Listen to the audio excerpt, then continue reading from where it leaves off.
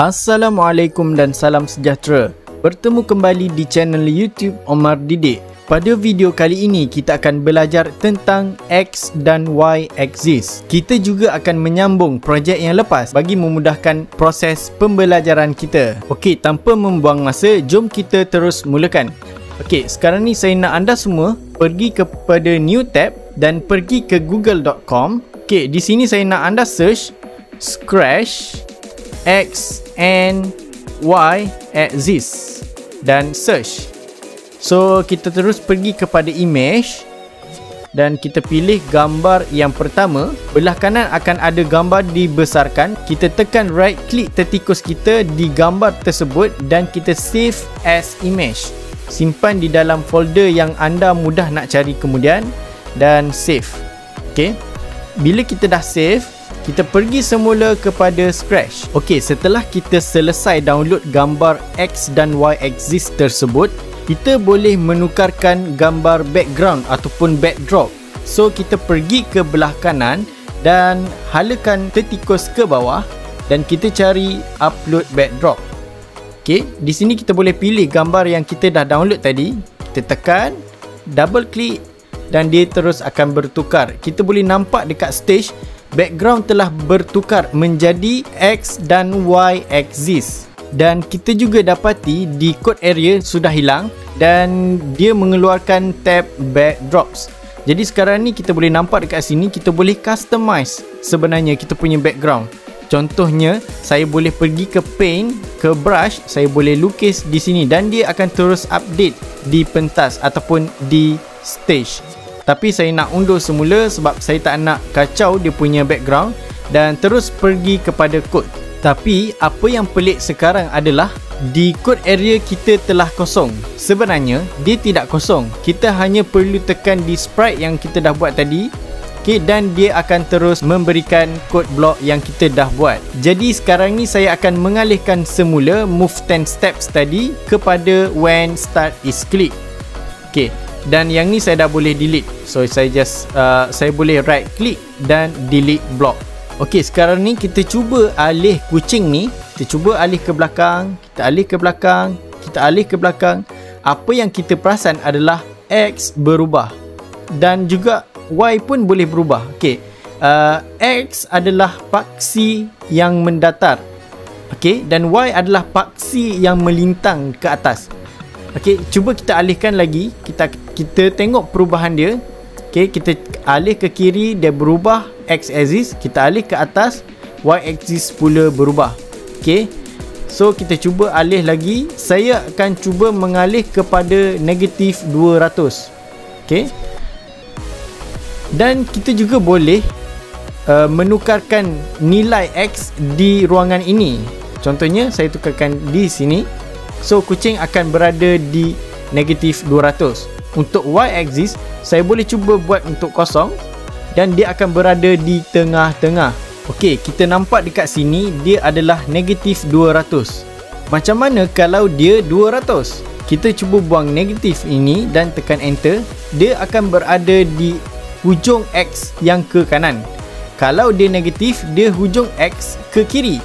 Jadi kita boleh nampak dekat sini negatif dan positif ada perbezaannya. Sekiranya positif, ia akan berada di kanan. Sekiranya negatif, ia akan berada di kiri. Okey. Dan kita juga dapat melihat di sini kita ada Y axis. Okey, untuk X saya cuba menjadikan dia kosong terlebih dahulu. Okey. Kita cuba naikkan Y kepada 200. Okey, dia akan berada di paling atas. Dan juga Y kita boleh jadikan dia negatif. Kita cuba jadikan negatif 200, negatif 200 dan enter.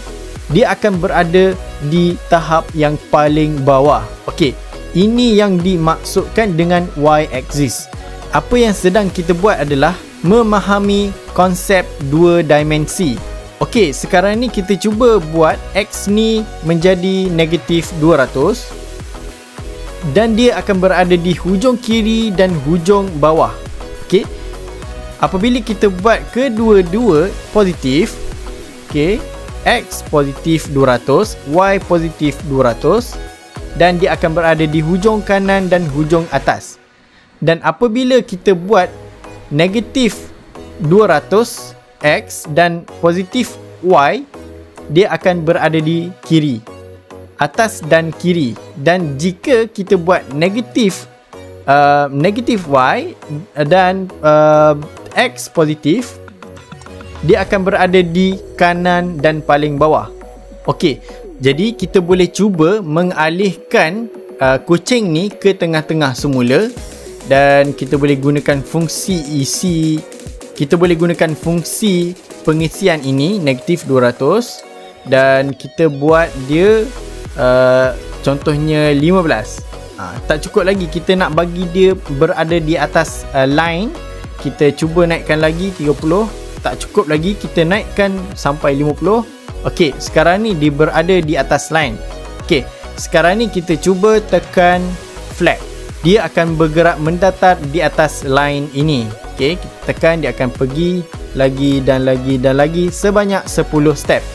Contohnya, kalau saya mengubah di sini 20 step, apa akan terjadi adalah negatif 60 menjadi negatif 40.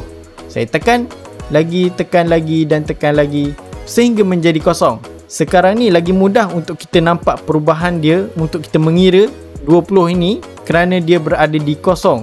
Bila kita klik start, dia akan menjadi 20. Okey, dan apabila kita menukarkan 20 ni kepada 30, dan apabila kita klik start, 30 akan tambah 20 dan ia akan menjadi 50. Saya klik, menjadi 50. Okey, dan seterusnya kita tambahkan lagi dekat sini 50. Kucing ini akan bergerak 50 step lagi ke hadapan, yang bermaksud 50 tambah 50, ia akan menjadi 100. Okey, sekarang ni dia berada di paksi X100. Tapi bagaimana kita nak undurkan dia? Kita hanya perlu menukarkan nombor di sini.